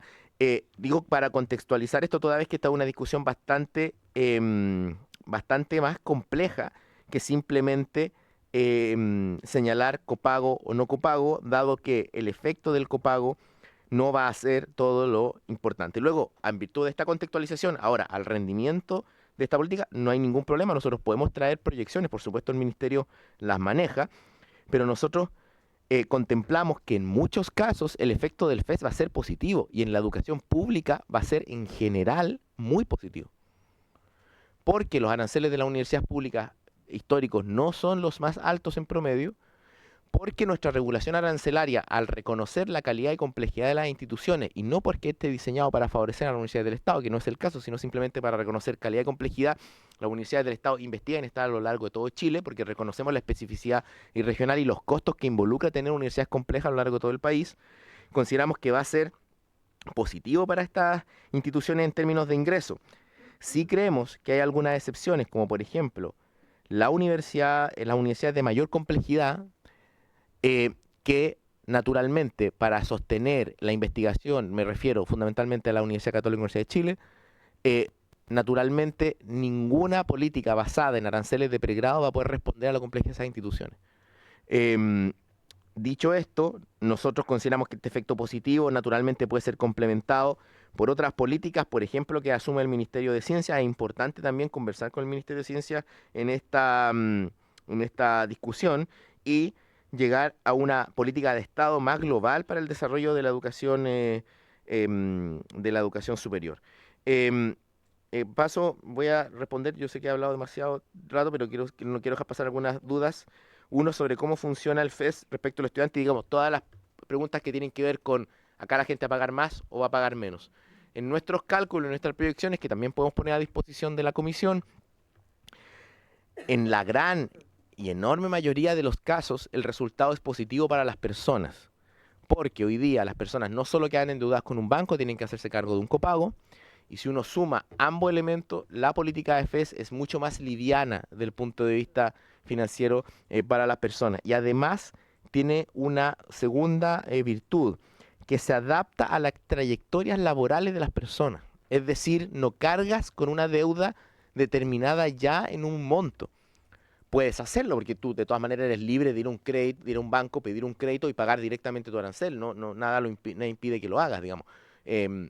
Pero no cargas con un pasivo de naturaleza comercial, por lo tanto, creemos que FES, al adaptarse a la trayectoria vital de las personas, les quita un peso encima, porque solo contribuirán más, digamos, o montos que podrían considerarse mayores en la medida de que les vaya bien en términos de ingreso.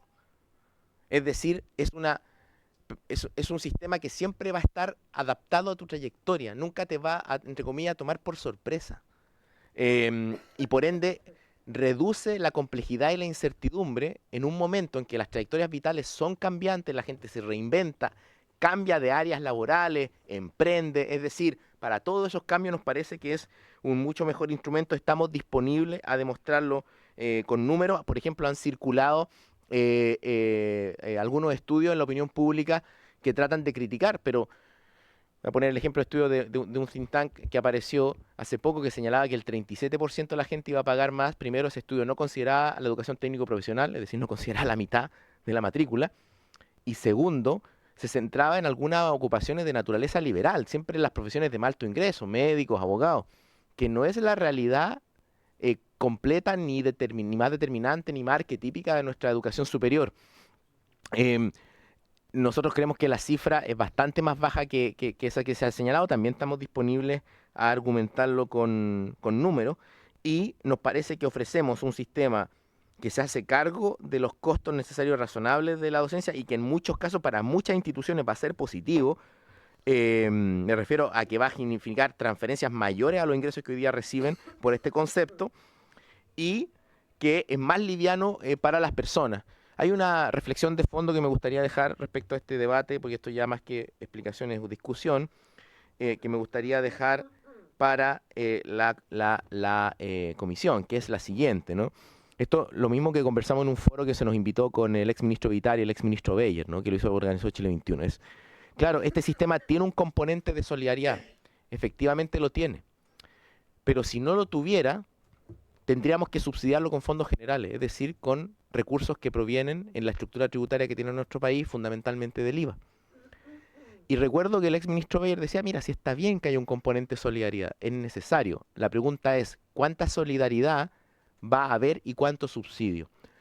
Esa es una discusión que nos parece real, edificante, y estamos en total disposición de darla, ¿no? Por supuesto, ¿cuánto puede haber? En algunos países hay un monto determinado. Nosotros estamos disponibles a eso. Eso nos parece conducente, es un debate real.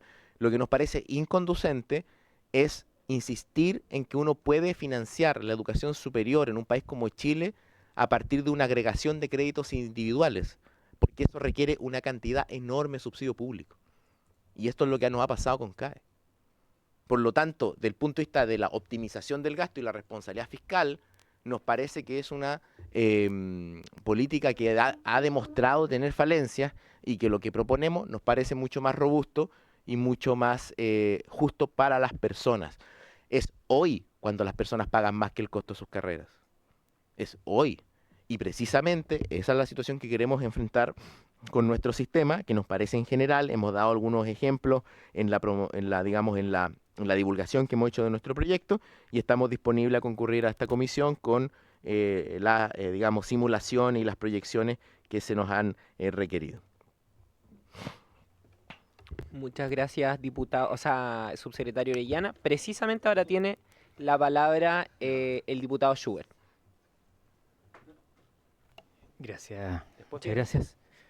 En primer lugar, lamento mucho la ausencia del ministro de Educación. Entiendo que es un proyecto emblemático de esta administración y la vez pasada se comprometió a venir en la sesión siguiente a responder las preguntas que quedaron y las que no alcanzamos a formular. Entonces, la verdad es que yo me reservo para cuando el ministro venga y poder hacerle, entonces, según acordamos, las preguntas que tenemos pendientes. Solo para entender de lo que se acaba de explicar, señor subsecretario, porque no entendí bien. Me pareció que usted dijo que en el fondo el sistema va a determinar el arancel por universidad, distinto en cada realidad, dijo, según su trayectoria y según la calidad y según distintos factores. Y también adelantó que a las universidades públicas les va a llegar más recursos, van a fijar un arancel más alto, por esa misma razón me imagino, pero en definitiva va a ser así. Y algo dijo respecto a la investigación. Entonces no entendí bien si usted se refiere a que, por ejemplo, como las universidades del Estado ustedes consideran que hace más investigación, va a recibir un arancel más alto, entonces la investigación en las universidades públicas se va a financiar únicamente por la vía de aranceles mensuales de los estudiantes de pregrado, y entonces termina la otra forma de financiar, que es de otros mecanismos, digamos, para financiar la investigación y va a estar financiada a través de aranceles. ¿O entendí mal y quiso decir entonces que los aranceles no van a comprender fondos para investigación y que la investigación va a ser financiada por otra vía distinta? Porque no entendí eso. Muchas gracias. Muchas gracias, diputado Schubert. Me parece que el subsecretario había señalado lo contrario, pero ahí tendrá la oportunidad de aclararlo. El diputado Rey tiene la palabra, luego yo. Sí, gracias, presidenta. Disculpe, los colegas que nos escuchan, volver atrás para precisar un tema que creo que estuvo incompleto, no falso, pero incompleto, y que tiene que ver con la condonación, que se dice que este sistema sí trae condonación y que ningún otro trae condonación, o por lo menos que tenía el presidente Piñera no traía condonación. Y quiero señalar que este no está como enunciado propiamente tal, pero si nos vamos a la RAE, ¿qué es lo que dice la RAE sobre condonación? Dice liberación de deuda, otorgada gratuitamente por el ente acreedor a favor del deudor. ¿Qué es? Como lo señala el expresidente Piñera en su proyecto de ley, cuando a los 15 años queda un saldo, pero como era hasta el año número 15, como lo decía el proyecto, y finalmente se deja de pagar, bueno, hay una deuda que finalmente no se paga. Y esa deuda entonces es condonación. Por eso no está enunciada clara, o sea, como condonación propiamente tal, pero en la práctica lo es. Por lo tanto, decir que no existe, eso no es real, porque solamente los datos y el proyecto así lo señala. Y otra cosa, subsecretario, que no me quedó muy clara respecto de su respuesta y que tiene que ver con la diferencia del copago que no va a pagar el séptimo, octavo y noveno quintil, excepción obviamente del décimo. Pero ¿qué pasa? Los estudios, las proyecciones que ustedes hicieron con las universidades en general, y sobre todo con aquellas que están en una crisis económica, que están bastante complicadas, y si ya copago no va a existir, como lo dice el proyecto, ¿cuál es el impacto que va a generar en las otras universidades? ¿Tienen los estudios, tienen las modelaciones? Porque de verdad es un tema que a nosotros por lo menos nos preocupa mucho debido a lo que varios parlamentarios que estamos acá hemos estado viendo respecto de lo que viven los estudiantes y las familias cuando las universidades quiebran, la reubicación y todo eso es un drama enorme. Entonces yo justamente por eso hice esta consulta y me gustaría si que pudiera precisarlo un poquito más respecto de lo que señalé. Eso, Presidenta, muchas gracias. Muchas gracias, diputado Rey. Tengo la palabra yo, quiero ser bastante breve, sobre todo para aclarar algunos puntos de la discusión que me gustaría meterme. Lo primero, continuar el debate con el diputado Rey, que me parece que es sin duda enriquecedor para el trámite legislativo, el intercambio que podamos tener todas y todos. Yo a lo que me refiero cuando digo que el proyecto del presidente Piñera no tenía una condonación es a que no contaba con los componentes que cuenta este proyecto de ley en términos de la condonación inicial, que tiene que ver con una condonación inicial que podría dejar a un porcentaje de personas de inmediato sin deuda o con una deuda mucho menor, y tampoco tenía el plan, o sea, la condonación mensual, que es contingente al ingreso y que también, como señalaba el subsecretario Orellana, tenía precisamente un tramo exento que deja a las personas que ganan menos de 500.000 pesos sin pagar esta deuda. Eso es bastante diferente al proyecto del presidente Piñera, pese a que también este proyecto tiene un tope de pagos, que son hasta máximo 20 años y un semestre cada año, no recuerdo cómo eran las fórmulas, un semestre cada año, dos años por cada semestre cursado de pago. Entonces tampoco es que todo el mundo tenga que pagar 20 años, eso es algo importante de despejar. Además, precisamente este proyecto, algo que señalaba el subsecretario me parece muy importante, saca la lógica del crédito, o que lo señalaba la diputada Serrano, si es que no me equivoco. Saca la lógica del crédito, del sistema de financiamiento, saca la banca, que también es algo que venía en el proyecto del presidente Piñera, pero yo no me quiero detener en qué nos diferencia. Creo que si usted, diputado Rey, o cualquiera encuentra puntos de convergencia en este proyecto con el proyecto anterior, creo que eso es saludable y creo que eso nos permite avanzar, y debería ser una mayor posibilidad de construir un acuerdo sobre la base de este proyecto, que yo considero que es mejor, pero que usted puede tener una visión distinta y que aquí podemos tener visiones muy distintas. Pero creo que si nos quedamos en el detalle de diferenciarnos, nos vamos a perder de lo importante, que es cómo nos encontramos para sacar adelante este proyecto de ley y darle una respuesta a la ciudadanía que nos está esperando, que lleva mucho tiempo esperando también una solución a el problema de las deudas educativas. Quería referirme también, por último, para ser muy breve, a algo que señalaba el diputado Schubert. Yo solamente quiero hacer el punto de que la fijación arancelaria, la regulación arancelaria, es algo que viene desde las primeras glosas de gratuidad, no es algo que parta con el proyecto del FES, y que es algo que a mí me parece muy importante porque precisamente hemos tenido casos muy escandalosos de instituciones de educación superior que cobran o pagan lo que quieren. Y aquí tenemos la claridad, o al menos la ley de la República tiene la claridad de que una institución de educación superior privada no es cualquier empresa tampoco. Entonces creo que la regulación arancelaria es un proceso muy importante que tiene que continuar precisamente porque el subsecretario señalaba algo muy importante, o sea, cómo se relaciona finalmente los altos aranceles, la alta presión fiscal y los altos y los incobrables que a los que se enfrentan las instituciones de educación superior, que nos dejan con una situación muy compleja para las instituciones. Sí, le anoto, subsecretario. Eso era todo lo que yo quería señalar. Tiene la palabra subsecretario Orellana. Gracias, presidenta. Quisiera partir reconociendo por su intermedio que el diputado Rey tiene un punto, ¿eh? Eso es la gracia del debate, que es importante reconocer racionalmente en el argumento del otro que la política presentada por el presidente Piñera en su oportunidad sí tenía un componente de condonación a partir de la condonación del saldo insoluto una vez terminado un periodo, ¿no? Que a diferencia de la que nosotros proponemos tiene distintos inconvenientes. Por ejemplo, tú no puedes,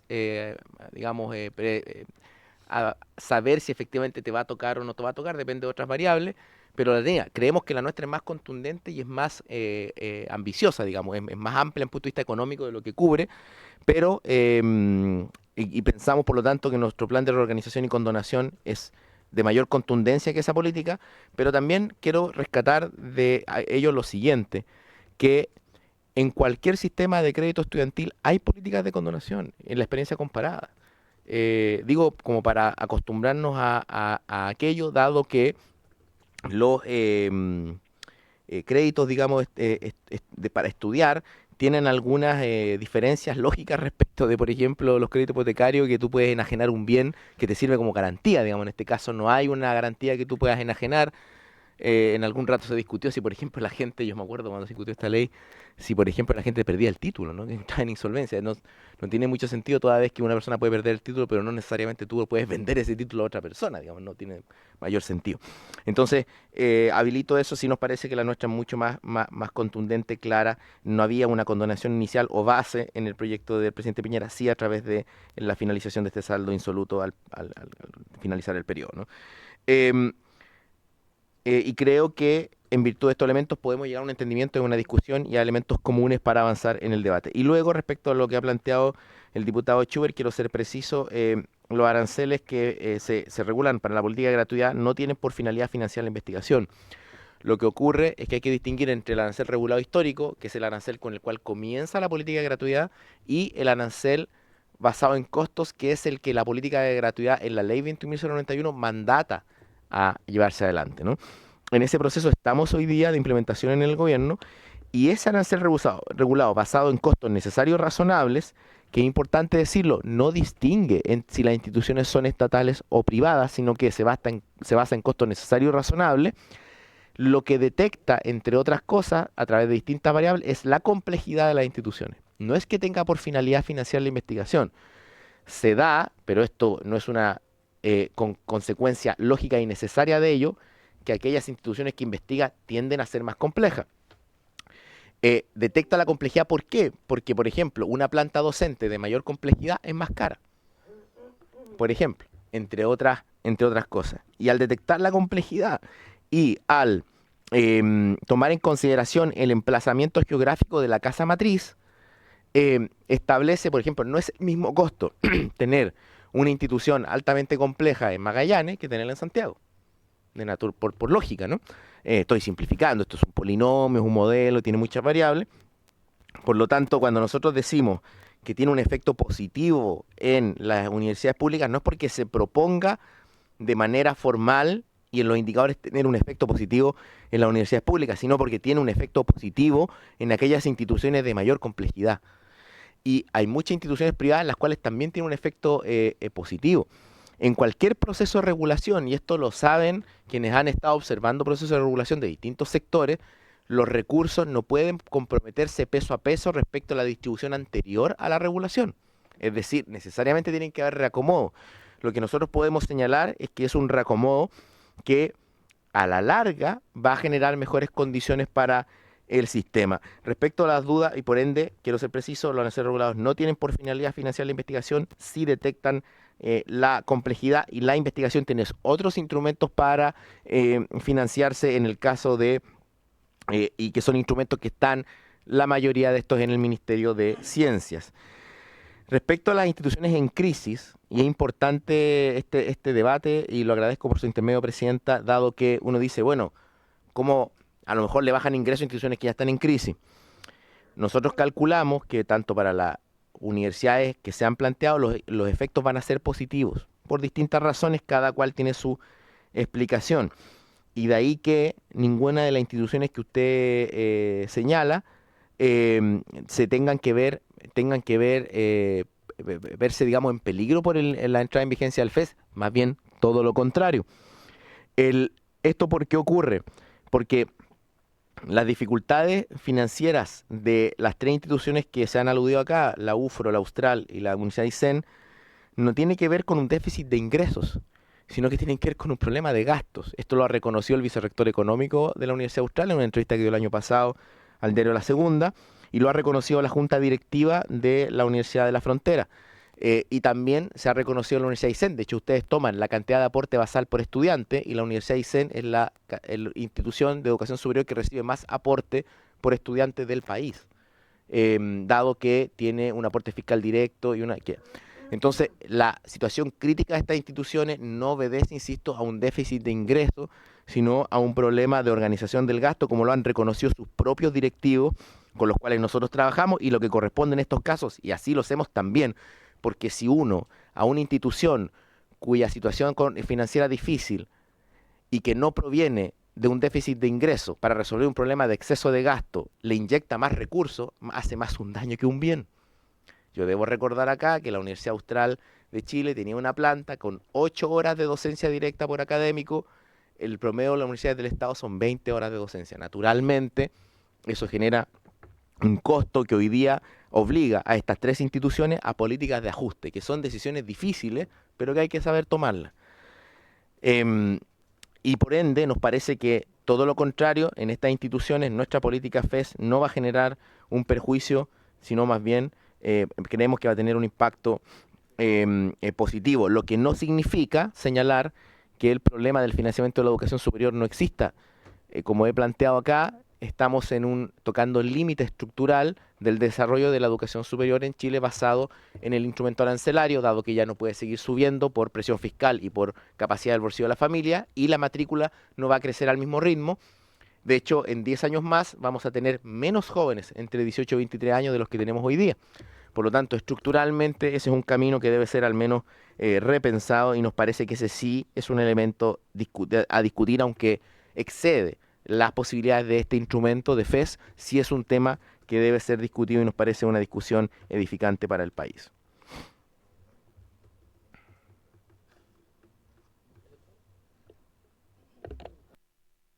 Muchas gracias, subsecretario. Ofrezco la palabra a las y los parlamentarios, porque el diputado Barría tiene la palabra. Muchas gracias, Presidenta. Saludar al subsecretario y a todos los equipos y parlamentarios presentes. Creo que la comunidad nos pide entregar una respuesta, más allá del sector político que esté hoy día en el gobierno o los parlamentarios. Creo que todos van a ser beneficiados en la medida que esto lo saquemos cuanto antes. No se trata de apresurar el camino, pero entrar en un debate de quién lo hizo mejor, quién lo presentó mejor. Creo que no corresponde que esta propuesta de Elwin, esta propuesta de ahora del gobierno y de que nosotros vamos a respaldar, sin duda me parece que hay que darle la altura que se merece, saquémosla adelante. Ahora sin duda van apareciendo otros temas, otras colas que también hay que poner en el debate, y serán materia tal vez en paralelo o luego que saquemos esto, que tiene que ver con la investigación. ¿De qué investigación estamos hablando? Así como se le exige a los profesores calidad y tienen que rendir exámenes y tienen que dar una prueba de evaluación docente, los estudiantes también. ¿qué investigación estamos realizando? Ya se destapó la olla y esperemos que esto llegue a universidades privadas, como pasó con la docente o abogada Cubillo. Esto también tiene que estar en las universidades públicas y en todos lados. No puede ser que una investigación disfrace una entrega de boletas de honorario a quien sea, del sector que sea. Y eso, sin duda, lo más probable es que aparezca, y si no aparece, es un tema que tenemos que limitar ya. Que se le diga a la gente que por pagar tu arancel se dedican platas para investigaciones que muy pocas tienen efecto o no sabemos qué se están realizando. Por lo tanto, creo que un catastro de investigaciones, una agencia que pueda ver este tipo de situaciones, que en transparencia estén también las investigaciones que realizan las universidades, cualquiera que sea, pública, privada, mixta, también debería ser sujeto tal vez de algún mensaje, de alguna moción de nosotros mismos para que aquello se aclare. Que las universidades tengan que realizar investigación es obvio, para mí creo que es importante, pero tendrá que buscarse otro fondo. Y las privadas, si pueden acceder también, bajo algún sistema concursable, la medida que presenten adelanto se les va pagando, perfecto, pero que no sea una excusa que por establecer ciertos límites de aranceles o porque queremos resolver no solamente lo que pasó con el CAE, sino que tener un financiamiento para los sectores medios de los cuales mucho se habla, porque esta nueva propuesta justamente llega a aquellos que no tienen gratuidad. Y si queremos efectivamente empatizar, solidarizar y apoyar a aquellas familias de profesores que su hijo no tiene cómo estudiar o significa vender la casa, el auto, etcétera, etcétera, para que su hijo estudie, le estamos entregando una respuesta concreta. Por lo tanto, no nos perdamos de dónde parte esto, sumemos lo mejor de la propuesta de Piñera, lo del actual gobierno, lo del financiamiento, la investigación, que corra por otro carril, que hay que mirar que efectivamente que las universidades los recursos los utilicen de buena manera, por supuesto, pero respaldo este proyecto y saquémoslo adelante cuanto antes. Gracias, presidente. Muchas gracias, diputado Barría. Personalmente muy de acuerdo con su intervención, sobre todo con que esto es algo muy importante para las capas medias de nuestro país. No tenemos más palabras. Ofrezco la palabra a las y los parlamentarios o al subsecretario, al Ejecutivo. Si no, estaríamos en condiciones de levantar la sesión. Al parecer, sí. Bueno, por haberse cumplido el objeto de la sesión. Ah, no, perdón. Tengo que tomar un acuerdo. No alcancé. Estimados parlamentarios y parlamentarias, me tocó, tomamos el acuerdo la sesión pasada de tener una sesión conjunta con la Comisión de Hacienda, pero efectivamente pude comunicarme con el presidente de la comisión y la verdad no hay para poder realizar esa sesión pronto. Entonces mi propuesta era que pudiéramos invitar al ministro Mario Marcel a esta comisión y dejar para después la sesión con Hacienda o eventualmente para cuando este proyecto esté en Hacienda que pueda tratarse en la comisión. ¿Habría acuerdo para ello?